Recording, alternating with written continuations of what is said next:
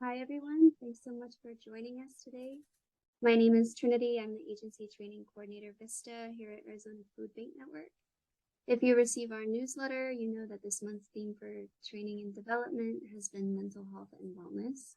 We're very fortunate to have Dr. Reese here today to have a conversation on compassion fatigue and mental health. So thank you, Dr. Reese, very much for this. Just so everyone knows, I'm sure you heard that automated voice just now, but we are going to be recording this training and posting it to our YouTube so that folks can have access to it who aren't here with us in real time. So if you need to turn your camera off or just do whatever you need to make yourself most comfortable. With that, I'll be turning this over to you. Let's see, page of co-host, so you should be able to share your screen. Okay, you ready for me to go then? Yeah, thank you so much. Okay, all right. So it looks like we have a fairly small group, so I have some time for some introductions to start with. I'll tell you a little bit about me. So I am a clinical psychologist with a specialty in neuropsychology.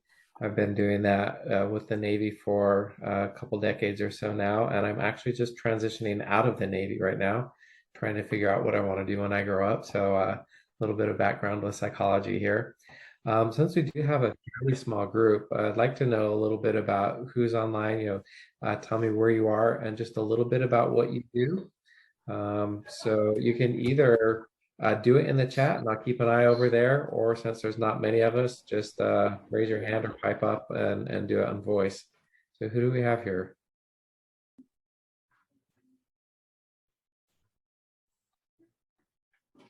Christopher. Hey, so my name is Christopher. I'm at United Food Bank. I'm the agency capacity specialist. Kind of support all of our agency partners with certain reporting and compliance things. So that's what I do. I think some of my team's going to be hopping on this call here soon. I think they're finishing up with the meeting, but they're just running a little late. Okay. Hi, I'm Adriana. I am with St. Mary's Food Bank. I am one of the community engagement coordinators for our service area. Okay, thanks, Adriana.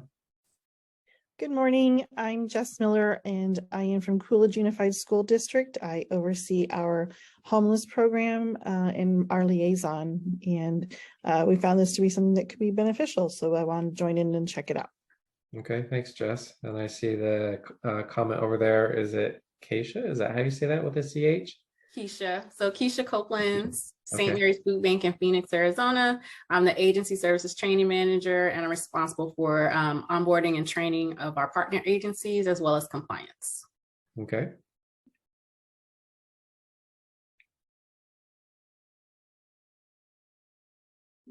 I'll go. I'm also from St. Mary's Food Bank Community Engagement Coordinator. My name is Cass Smith. I am located in Flagstaff with Adriana here, and Keisha is down in Phoenix. So thanks so much for hosting this. I'm excited. Sure. Okay, and I see Rachel and Johanna here as well. Hi, I'm Tristan. I'm also with the Arizona Food Bank Network. I'm the Native American Programs Coordinator, and I collaborate with tribes around the state on addressing food security issues. Glad to be here today. Nice to meet some of you and see some of you again. Thanks, Tristan. Hi, my name is Theo. I'm with an AmeriCorps Vista with the Arizona Food Bank Network. I'm currently I actually am in Cleveland, but I work out of Manzanita Outreach in Cottonwood, Arizona. And I'm in charge of the online development and engagement coordinator. Okay, thanks. Anyone else want to chime in here before we get going?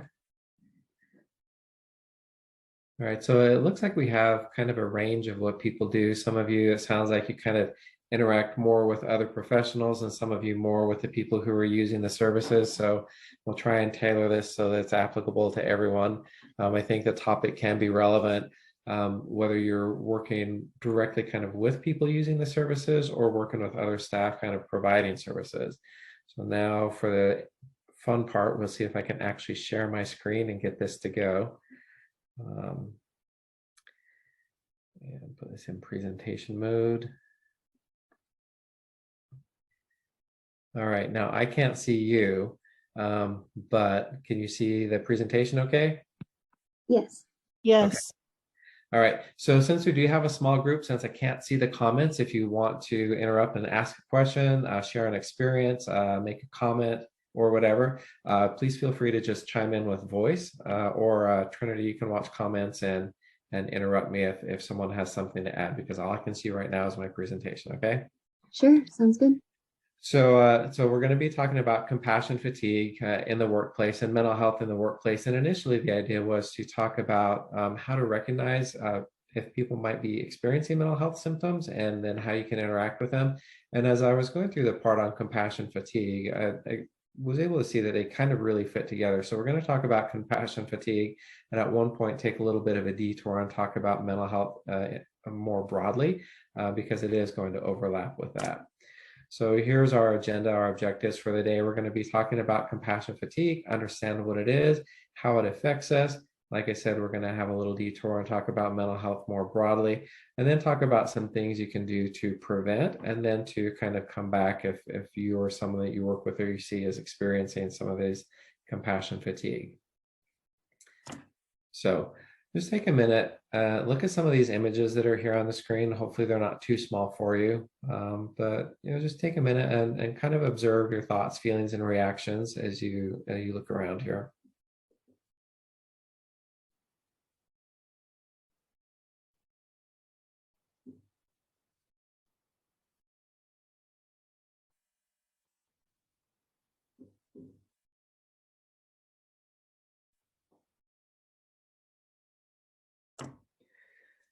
So what were some of the thoughts or feelings that you had as you were looking at those images?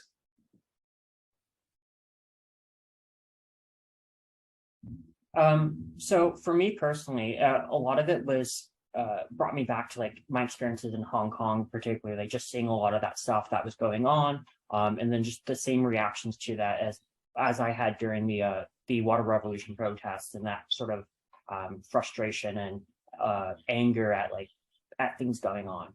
Okay, frustration and anger. We'll remember that because we'll come back to that later. What other things did people feel or think? I'm sure you didn't see my face because I had a reaction on it, but I did also give a big oof, like a gut punch. Yeah.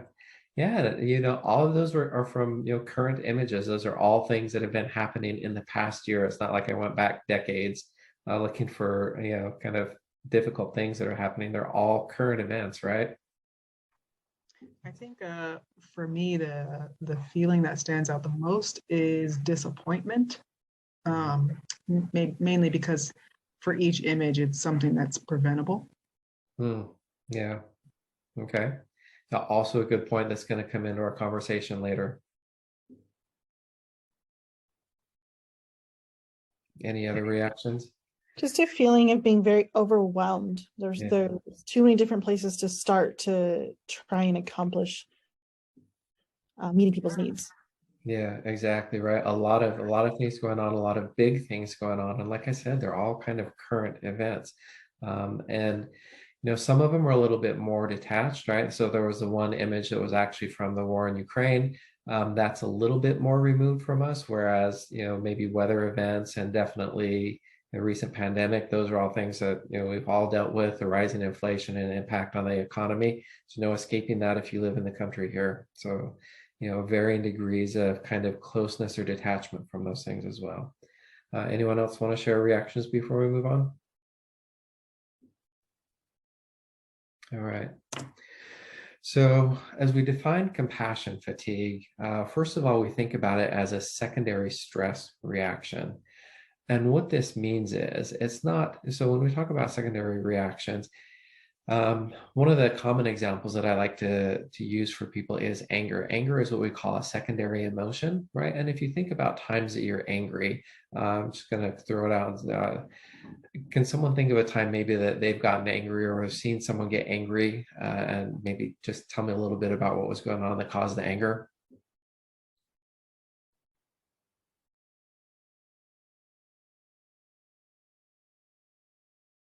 So we can just use a common example, right? People will often get frustrated or angry about, kind of reckless or rude drivers on the road, right? We call it road rage. So if you think about the anger there, what is the anger about? Usually there's an initial emotion. If someone comes zooming up beside you and cuts you off or slams on their brakes or won't let you in or something like that, there's usually an initial emotion of frustration, either feeling insulted because it's rude or being scared because they put you at risk. And so that initial feeling is the primary emotion, and then the anger comes out after that. It's a secondary emotion. It's the reaction to, and anger is there to protect us, right? When we feel threatened and vulnerable, anger is there to protect us. So it's a secondary emotion. Similarly, compassion fatigue we think about as a secondary stress reaction, because it's not our initial reaction to what's going on. It's something that will come out later on, a secondary thing. And you've probably read the definition there. It's a feeling of emotional or physical exhaustion with your surroundings, leading to the inability to empathize with others or feel compassion for them. And I would actually modify this definition just a little bit. Not only does it lead to the inability to empathize with others, but it also arises from that. If you're in a position, as you'll see as we go on, where your job or your interactions require ongoing empathy and compassion, that can be the trigger for compassion fatigue. So let's talk a little bit more about the causes. When compassion fatigue was first kind of identified and the term was coined, it was thought of in terms of first responders and caregivers. So if you think about their work, let's talk about firemen, right? What do? They do really high risk activities, often dealing with people who are injured, who have lost everything, who are in really difficult situations. And caregivers, whether they're actual medical providers or family members taking care of someone who's sick or incapacitated, those groups of people are taking care of other people in distress. And as humans, a lot of us are kind of wired to do that, some more than others, but we have empathy built in. And so this idea of compassion fatigue was first studied with these groups. But now we know that it affects not only first responders and caregivers, but anyone who is in a situation where they're dealing with other people's trauma or stress, whether that's emotional or whatever the trauma is.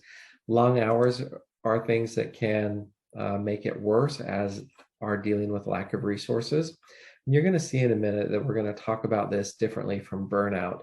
But from these two here, long hours and lack of resources, I don't know what your guys' job or work-life balance is like, but if you're putting more into work or taking care of someone or things that require compassion, then you're losing that balance, right? So long hours and lack of resources means you have a greater amount of things that are taking energy out of the system than you have things that are putting energy back in the system.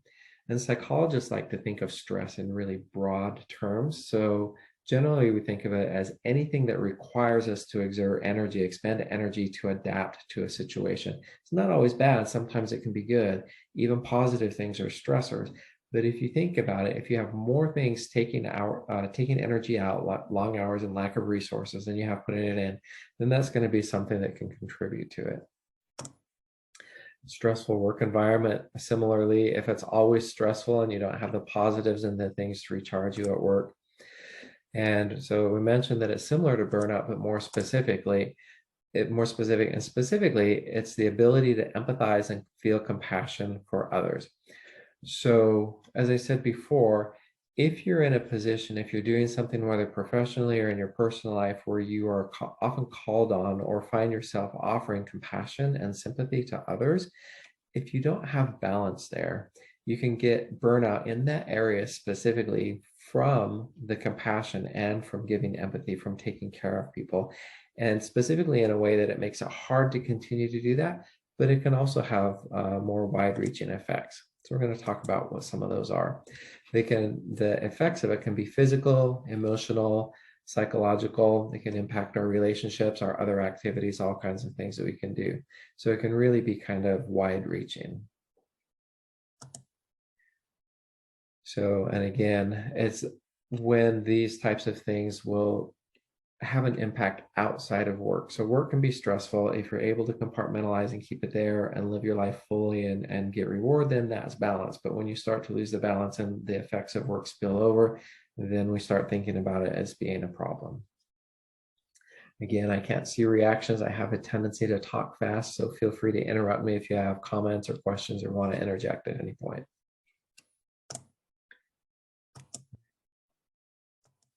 Get this to forward here. There we go.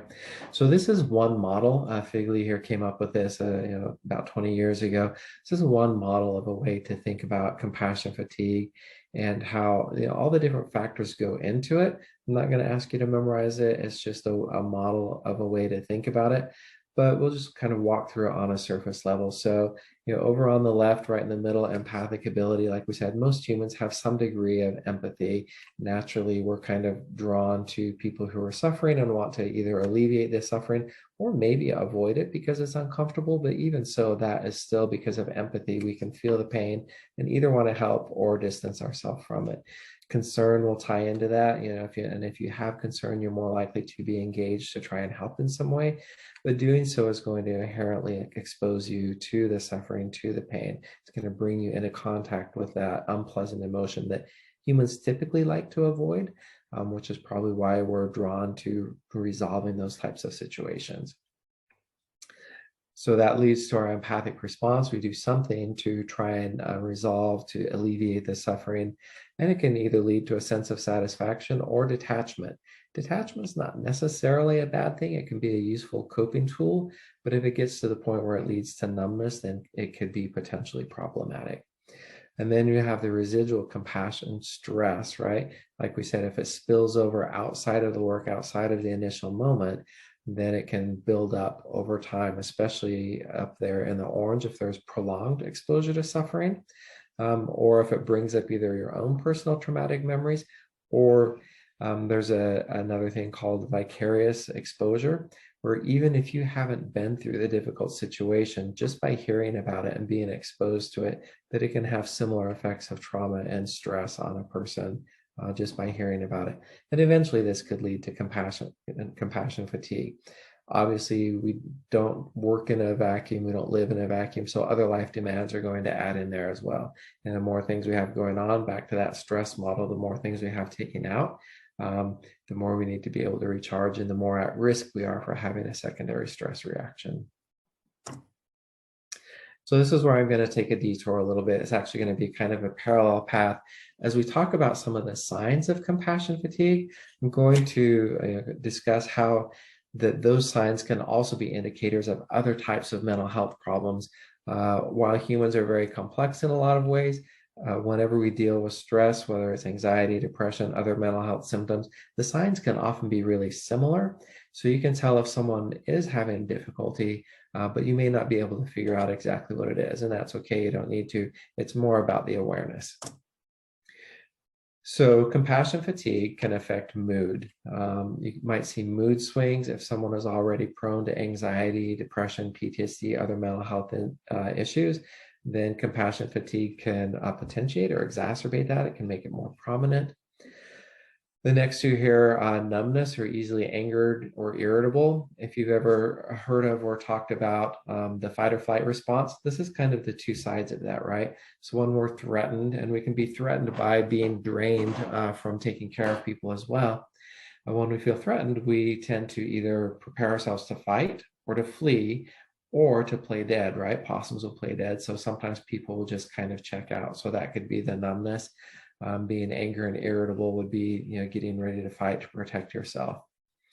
It may be a change in perspective where people become pessimistic or cynical.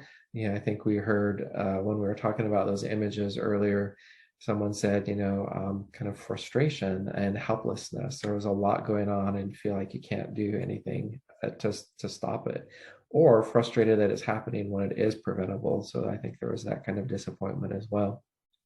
And if you're exposed to that all the time, it can start to kind of change your perspective, make you feel pessimistic or cynical, maybe even like you feel like giving up, so losing hope or meaning, and then feeling insecure. Again, those images I had were all from this year. So if you're focused on that kind of difficult thing all the time, it can cause a shift in perspective, and it can be difficult to remember that that's just one slice of the world going on. It can lead to insecurity.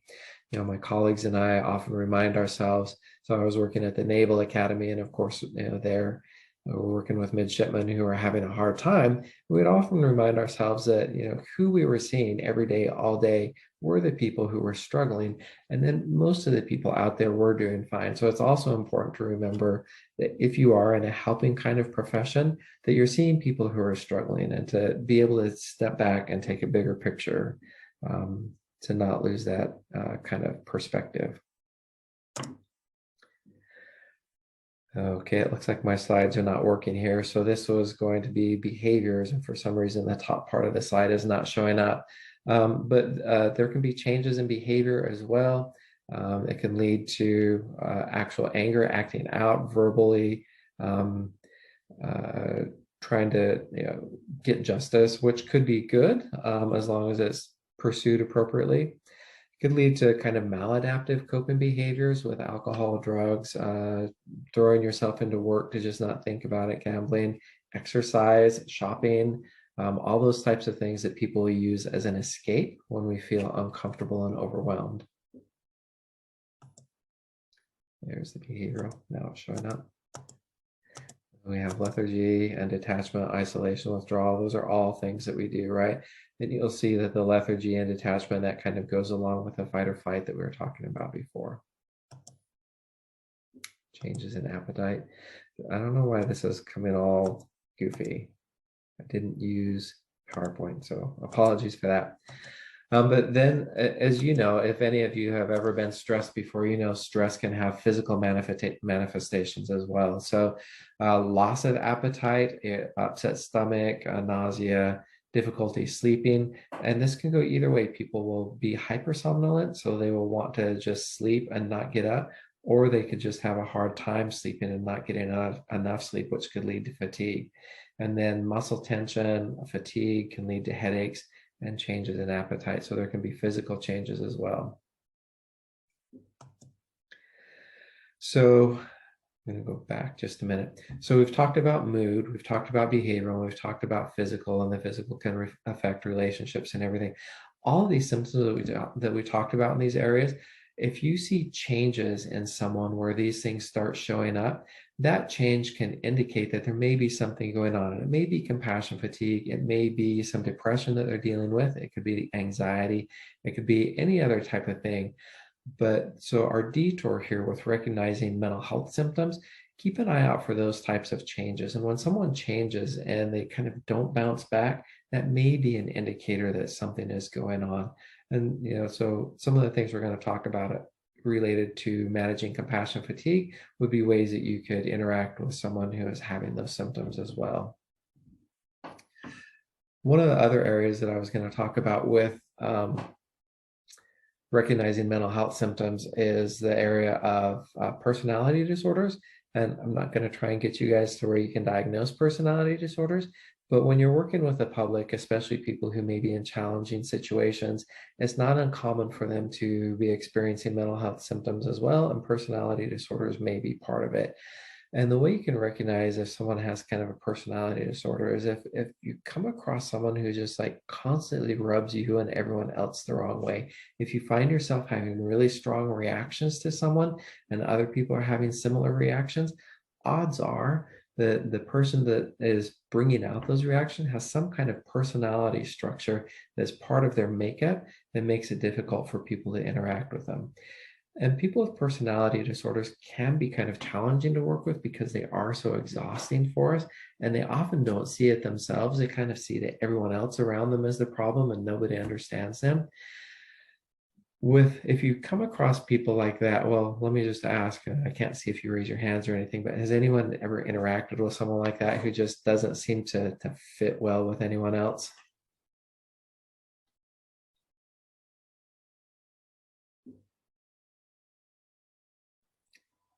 Okay, so maybe we don't want to talk about it then. But so I find that with people like that, I like to use what I call a broken record player technique, right? So you have your role professionally when you're interacting, whether it's with other coworkers or with clients, customers that you're servicing. And if someone is kind of pushing buttons, drawing for more than what is called for in the situation, I encourage people to kind of just stick to the role, stick to what you do, and not engage on an emotional level. So this requires an amount of self-awareness because they trigger emotions in us. And it's important to be able to recognize those emotions, but not react to them. Be a broken record player, stick to what it is that you need to do and get accomplished, and just do that.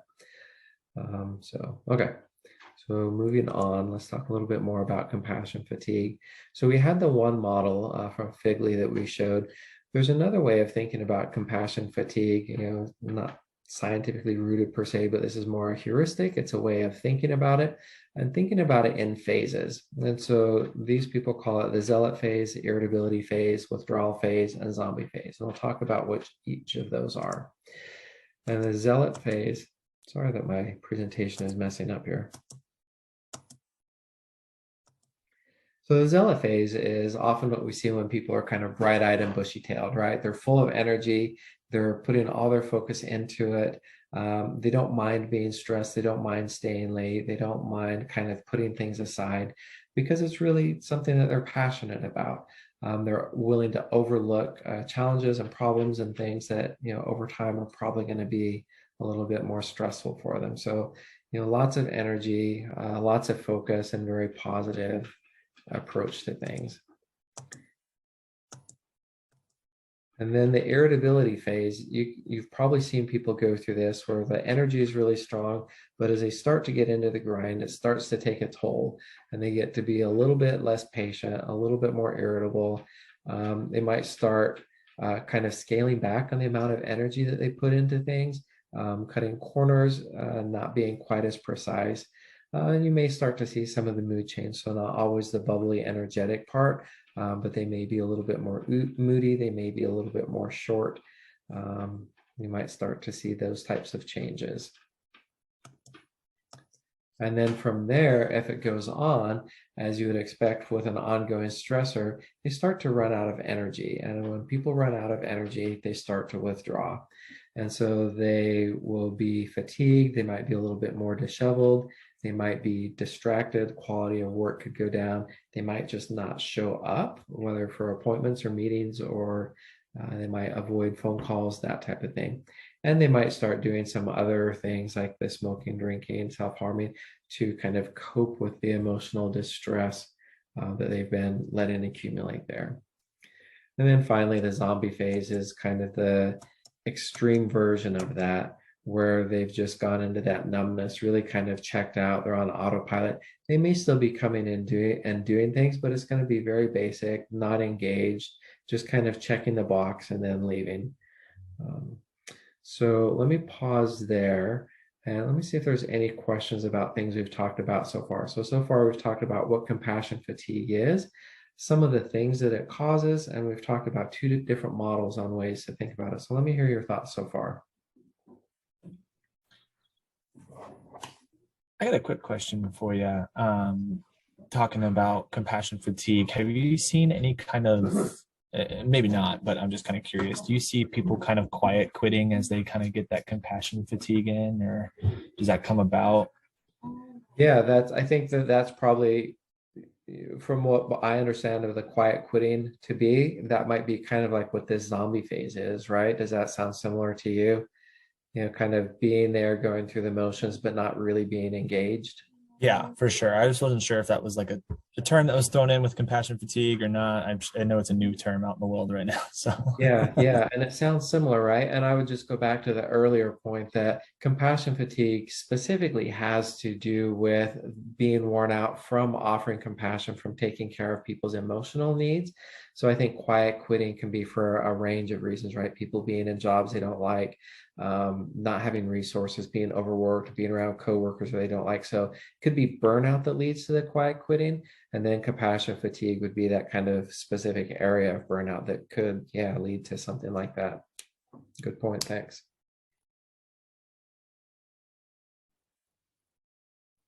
Any other thoughts? Yeah, go ahead. Yeah, sorry. I was curious when we had the graphic up and detachment was one of the options and satisfaction was the other. When we were talking about how, it's not bad to have a little bit of one thing, like pretty much everything in moderation. I'm thinking about doctors and veterinarians, people saying, oh, they're desensitized and that's why they can do this work. Like how, I guess a little bit of detachment is important to protect yourself, but how do you know when, or how do you keep yourself from going too far, if that makes sense? Yeah. So, well, I'm curious. Let me see if other people have thoughts on that before I jump in. Does anyone have thoughts on how you'd answer that? Can we re-clarify that question? Sure. I was just thinking about people in the medical field, like doctors and veterinarians. In my life, I've heard people say, oh, they're desensitized. That's why they can do this work. And I was thinking of the graphic that we were looking at when it was saying that detachment could be a potential path for people experiencing or working, in these fields. Like, do you think a little bit of detachment, a little bit of desensitization is important, is healthy for your practice? And how much is too much? Like, what are the signs for if the detachment is, I don't know, it's hard to describe, I guess. So that's the question, right? Like, how do you know if the detachment that you're experiencing is a healthy, helpful type of detachment that kind of gives you some space to not be completely overwhelmed, versus being so detached that you're now like don't care and kind of getting into this zombie type phase, right?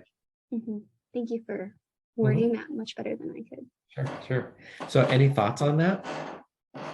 Well, isn't compassion fatigue more so a response to traumatic events or a response to events that are going on? Whereas if you're detaching yourself from a situation, that's more of a survival thing because you're preemptively doing it before you get to that compassion fatigue, before you get to that zombie phase, or before you get to these what your body would naturally do in those sort of stress situations. Am I wrong?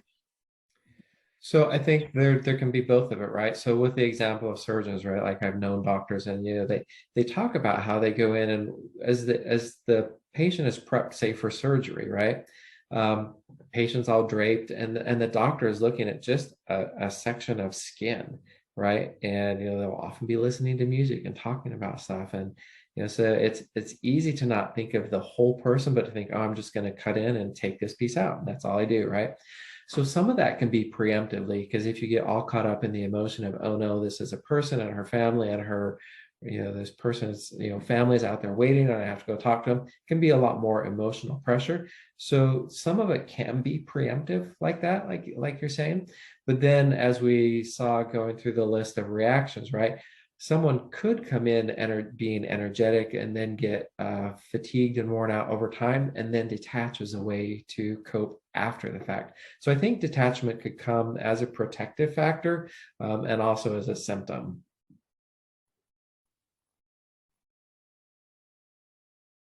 But so any other thoughts about that question of basically how much detachment is healthy and how much is too much?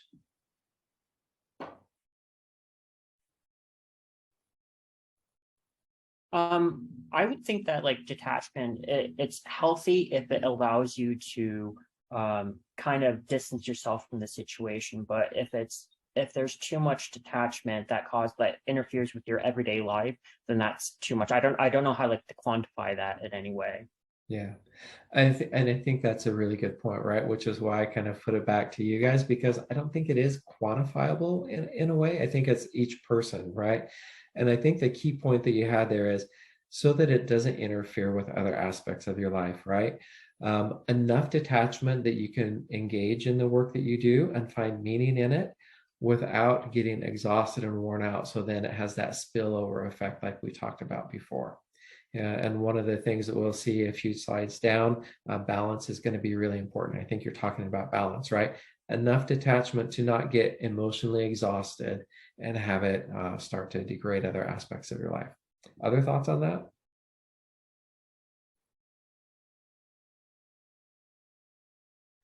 All right, hearing none, we'll move on if my presentation will cooperate. There we go. So here is a way to think of prevention, ABCs, of prevention, awareness, balance, and connection. So we're going to talk a little bit about each of these. So with awareness, it's going to fight with me all the way to the end here. Okay. So awareness, these are things, try and get them all up on the screen. These are things to be aware of.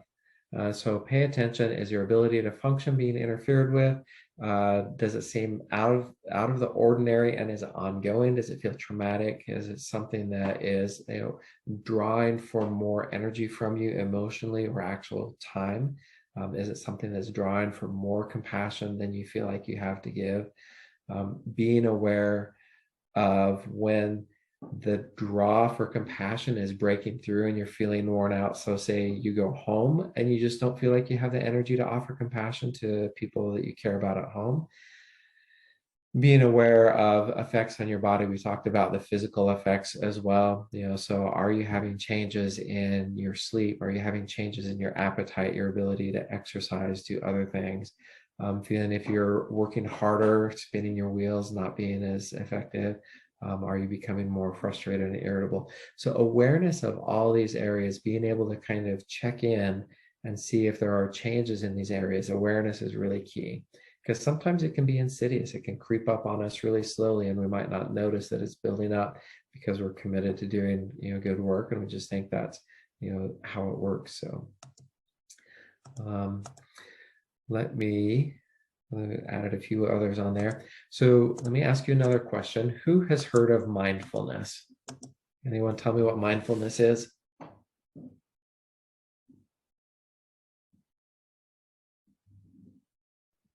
Hi, I can try to explain it if you want me to. Mindfulness is like sort of being like an observer to all that's around you, and including like your thoughts, all of your senses, all of that, just sort of like not doing anything, but just like observing everything that's happening around you and sort of letting that go, I guess, like letting it go in and out. Mm-hmm. So can you, I'm going to put you on the spot here a little bit. What did you mean by that last part about letting it go in and out? Like you don't fixate on anything good or bad that comes to your head. You just let it exist as long as it like stays with you, and then you let it like go away when it's ready to go away. Yeah. So I think what you're getting at is what you said at the very beginning. You're just being an observer, right? So it's really about not engaging with whatever the emotion is or whatever that comes into your mind, whatever the thoughts are. You're just observing whatever it is, and you're observing it. And if it comes in, it comes in. And when it goes, you let it go, right? So that's kind of what you're saying. And so then there's one other piece that I add to that, and I think it ties into what you're saying about being an observer.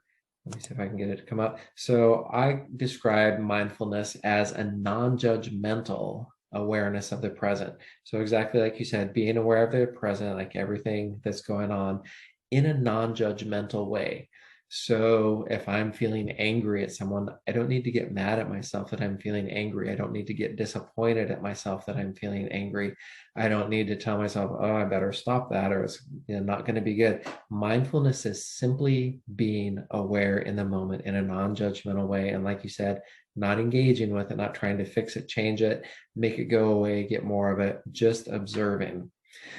And so can I ask, does anyone practice mindfulness in any area? Yep. So I try to practice mindful eating. Okay.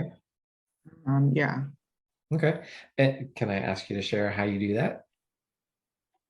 Yeah. So let's see. So I used to be over 300 pounds. So, weight management is a big deal to me, but it's detrimental as well, right, to your mental health if you're constantly fixated on it, and it just makes you nuts. So when I'm eating, I try to, like, much like Tristan shared, be very aware of what's going on, conscious of how I feel while I'm eating, what I'm eating, but also, like you said, trying to have that non-judgmental approach where it's like, if you eat a French fry, you're not going to go crazy and, do something nuts, so give yourself that grace, if you will. Okay. I like that you shared that you do mindful eating, right? Because I think people will often think of mindfulness almost like a meditation exercise, Mhm. just like sitting and observing. But really, mindfulness is a practice you can do with anything, right? You can be a mindful runner, and I think you can be a mindful eater. You can be a mindful artist, right? So you can be mindful, be present and in the moment, an engaged observer in the moment with all kinds of activities. Does anyone else practice mindfulness? I have like really, really bad anxiety where like I'm consistently in just an anxious state overall. And so if I ever get into like a downward spiral of my anxiety where I start freaking about things going on, I take a step back and I try to analyze the situation mindfully, like why Mhm. am I being stressed without judging myself for being stressed Mhm. about it, or without thinking that there's like without saying that I'm being anxious. I'm just trying to analyze the situation or trying to be present in that situation. Mhm. So you're observing all of the factors that are going on, what's contributing to the feeling, and just noticing it. Yeah. Yeah, seems like that could be really helpful with anxiety because anxiety really is kind of a worry about worry, right?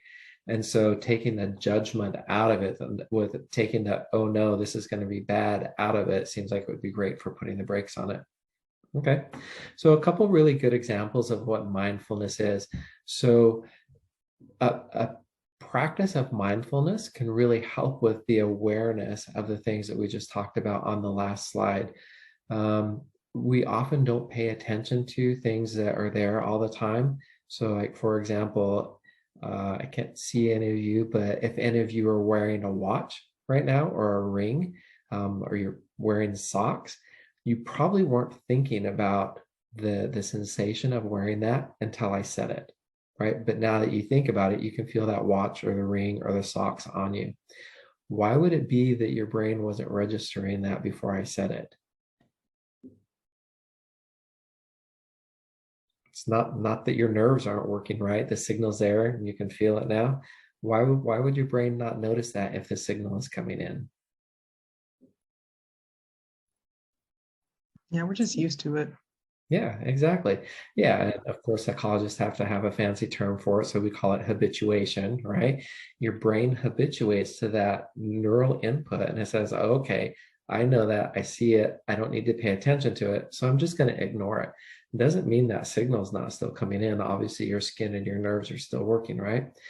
And in a similar way, if we're constantly stressed at work, if we're constantly fatigued, if we're constantly kind of giving too much of ourselves, our brain will just start to think, oh, well, this is just normal. And mindfulness is a really good way to kind of step back because it's that neutral observer that says, what is going on here? It really lets you check in with yourself.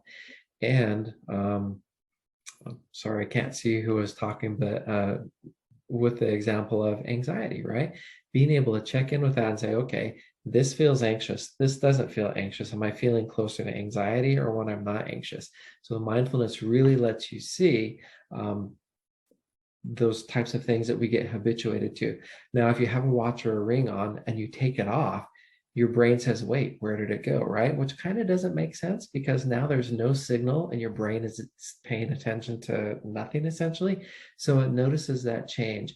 Mindfulness is a way to kind of step back, make a little bit of a difference, and notice the change. So, spend more time with mindfulness, but I think it's a really useful tool in lots of areas. So, pay attention to things that could be related to compassion fatigue in a mindful way. And then as you do that, find some ways to find balance here. So I'm going to pause for a minute here, and I'm curious. I would expect that many of you have ways of practicing self-care. So what are some of the things that you do to take care of yourself, to find balance in your lives?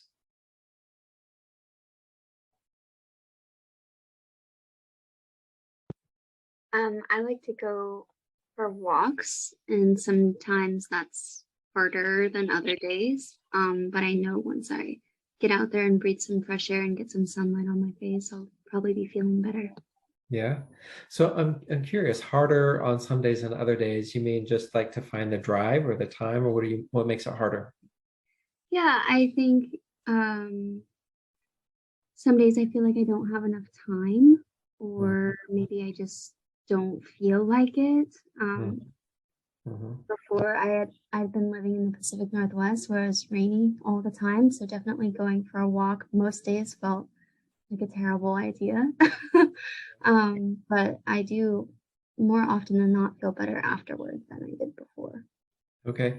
We'll have some answers in the chat. Let's see, reading for pleasure, doing a puzzle, video games, working out, and cooking.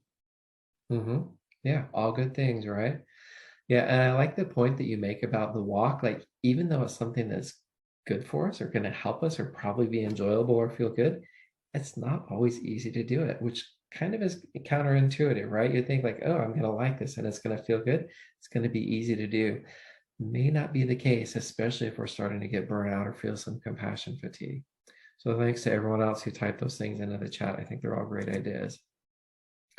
Finding ways to nurture yourself, which is, activities that you enjoy, which are all those things that you just typed in and what you said. One of the things on here about halfway down, transform the negative impact of work, right? So this is about perspective taking. This is about the way that we think about things and frame things in our mind. And there's a whole branch of psychology called cognitive behavioral therapy, right? That really looks at the narrative that we tell ourselves about what's going on.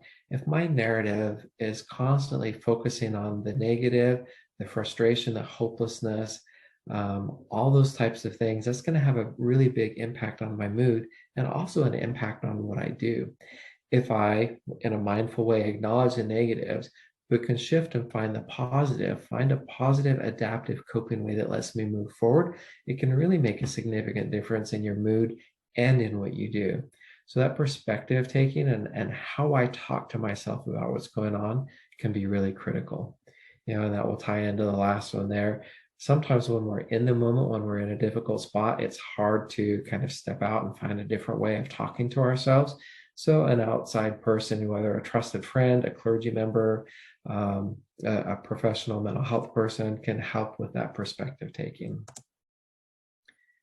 And then, find your passion. People have listed their passions there. We all have ways of doing it. And this goes all the way back to the beginning of our conversation, finding balance. If work or life situations are taking too much energy out of us, it's really important to know how to put that energy back in. And then the next one, if it'll come up, is connections. So the more balancing exercises here, I'm not going to read through this, but just take a minute and look at them. If there's any that seem like they'd be helpful for you, take a couple notes on it, or I can make this available to you. But have some things written down that are your go-tos, that are your standards, and easier the better. Going out for walks in the Pacific Northwest rain, if that's not really going to be as available, what are some other things you can do if it's just gray and dreary out there? You just don't want to put your rain jacket on one more day. What else can you do? Have some options lined up. And then connections. So more balance. I get to the connections. So talking about what's going on. So this is different than just complaining, right? So this is what psychologists would call catharsis. Really kind of getting the emotions out can be really helpful. You can do this through journaling. You can do it through talking. And it's really about kind of venting and problem solving. Complaining can kind of get to a point where it's commiserating and it's actually building on the negatives. So there's a difference between that kind of complaining that just builds negative versus getting it out and finding a way forward and through it. So that means you have to have a positive support system. And, for a lot of people, that's our pets. Our pets are great. I made sure that he's not in the background, but I have a cat running around here. So yeah, pets can be really helpful. All right. So really quick summary here. I'm going to let you look through the do's and the don'ts. And while people are glancing through that, I'm just going to open it up for questions, comments, and we'll start to wrap up here.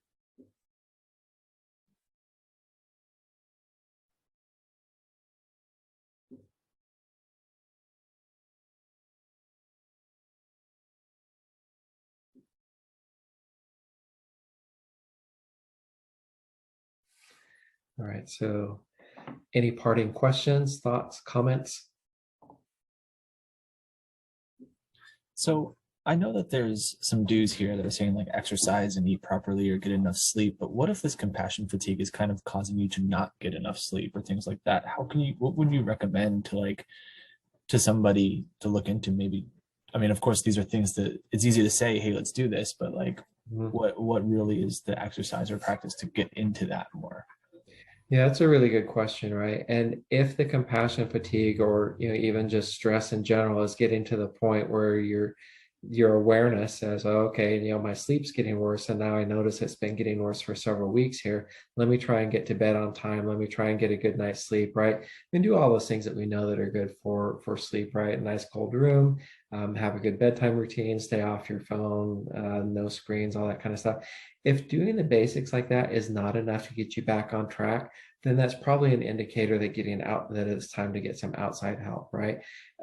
If you say, okay, I've been giving up exercise because I feel overwhelmed with work, or I'm just too tired when I get home. And once you give yourself the reminder, like, oh yeah, I got to get back into my routine. If you can't do that when you remind yourself, then it might be time to get some outside help. And that outside help doesn't have to be a psychologist necessarily. It could just be enlisting your support group and say, hey, I'm kind of dragging here, hold me accountable and get me out there exercising. Right. So I think if we think of it as kind of a step hierarchy, right? If you practice the awareness and remind yourself and get yourself back on track, great. That's probably going to help give you balance.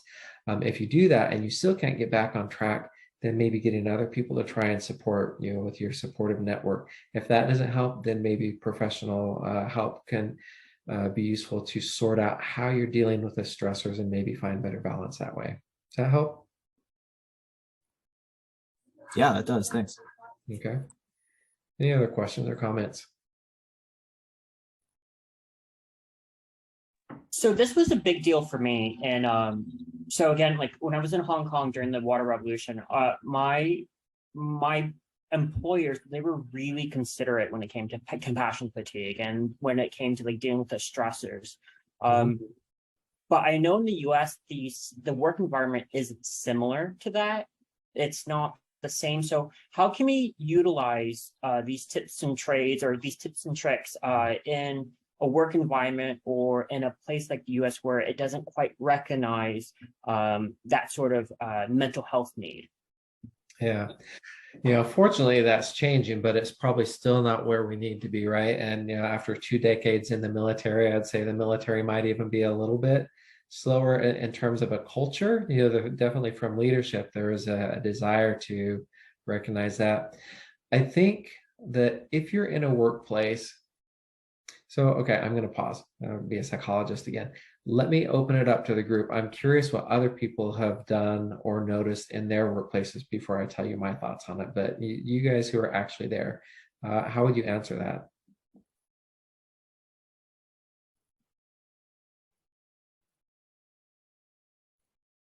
So the question is, what do you do if you are in a work environment that doesn't necessarily recognize and support kind of prioritizing mental health and balance to take care of mental health?